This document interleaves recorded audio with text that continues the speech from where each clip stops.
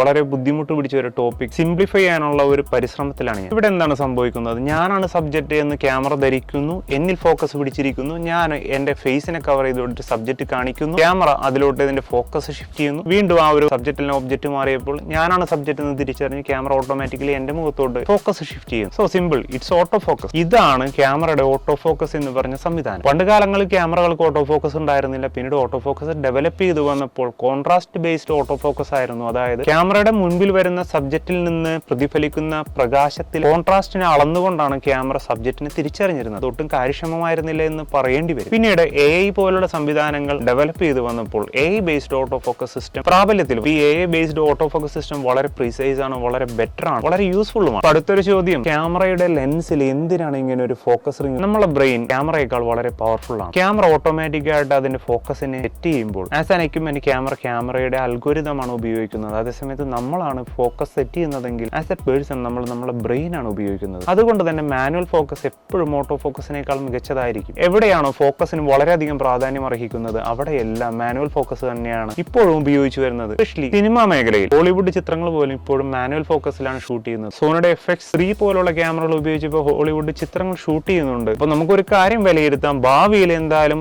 അത്തരം പ്രിസൈസ് ആയിട്ടുള്ള auto focus സംവിധാനങ്ങൾ വരുമായിരിക്കും. നിലവിലെ സാഹചര്യത്തിൽ ഇപ്പോഴും ഓട്ടോ ഫോക്കസിന്റെ മുകളിൽ തന്നെ മാനുവൽ ഫോക്കസിന് ഒരു പ്രാധാന്യം നിൽക്കുന്നുണ്ട്. അപ്പൊ ഈ ടിപ്പ് ഹെൽപ്ഫുൾ ആയിട്ട് തോന്നിക്കഴിഞ്ഞാൽ ഷെയർ ചെയ്യാൻ മറക്കരുത്. അതുപോലെ നാളെ നമ്മൾ വീണ്ടും കാണും ഇതേ സമയം പുതിയൊരു ടോപ്പിക്കുമായി.